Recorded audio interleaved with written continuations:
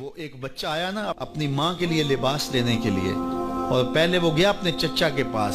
اس کی ماں بیوہ تھی اور اس کا لباس پھٹ گیا تھا، اور وہ اپنے چچا کے پاس گیا تو اس نے دھتکار دیا. ماں نے اس کو روکا تھا بیٹا نہ جانا، لیکن اس نے کہا کہ تیرے بدن کے اوپر جو لباس ہے وہ بھی پھٹ گیا ہے اور جگہ جگہ سے جسم جھلک رہا ہے، تو میں اپنے چچا سے آپ کے لیے لباس لے کے آتا ہوں. پھر جو رویہ اس نے اختیار کیا تو واپس روتا ہوا آ رہا تھا، تو کسی نے راستے نے پوچھا کہ کیا ماجرا ہوا.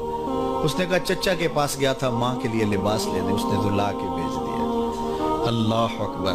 تو اس نے کہا کہ جا سین حرم میں محمد نام کا ایک شخص بیٹھا ہوا ہے، اگر تو اپنا دکھڑا اس کے سامنے پیش کرے تو وہ امید ہے تمہیں رد نہیں کریں گے، لیکن سن لے ان کا دین کوئی اور ہے. اللہ اکبر. اپنے ماں کے پاس آیا تو ماں کو کہا کہ چچا نے رلا کے بھیج دیا، لیکن آپ کی حالت مجھ سے دیکھی نہیں جا رہی. بچہ ابھی شعور کی منزلوں میں قدم رکھ رہا تھا، پہلے بہت چھوٹا تھا، اب اس کے اندر ایک جذبات تھے بچے کے اندر. تو ماں نے کہا کہ بیٹا نہیں، ان کے پاس نہیں جانا، سنا ہے کہ جو ان سے ملے دین دھرم چھین لیتے ہیں اس کا. اللہ اکبر.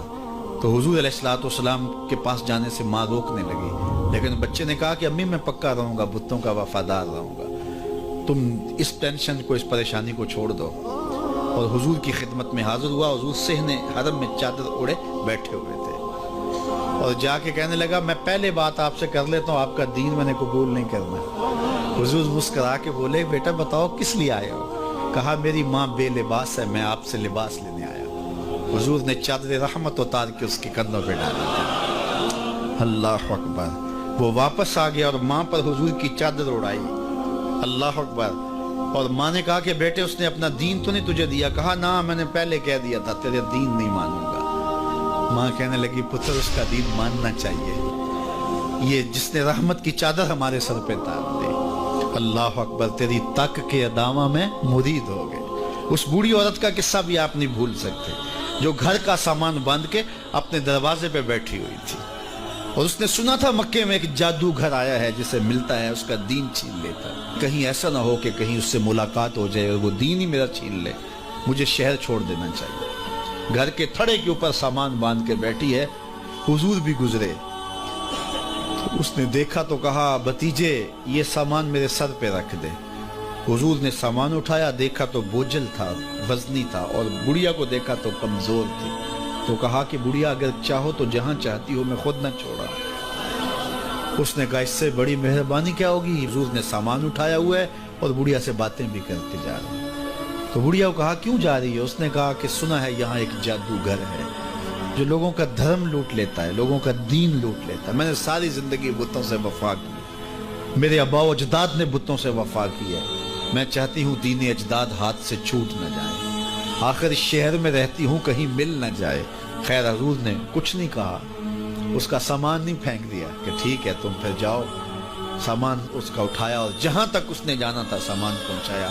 سامان سپرد کر کے واپس پلٹنے لگے.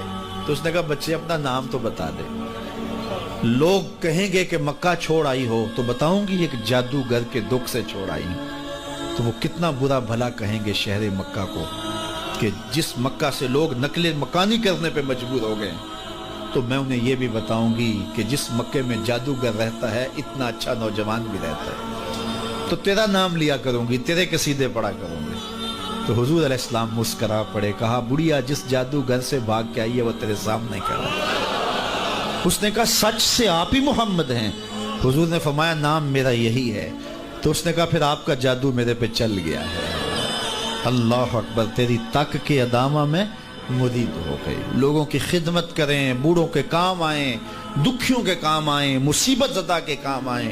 حضور یتیم ہو کے یتیم پرور تھے، لاچاروں کی مدد کرتے، لوگوں کے گھروں میں پانی بھر کے دے دیتے، اور دکھیوں کے کام آ جاتے اور مصیبت زدوں کے کام آ جاتے.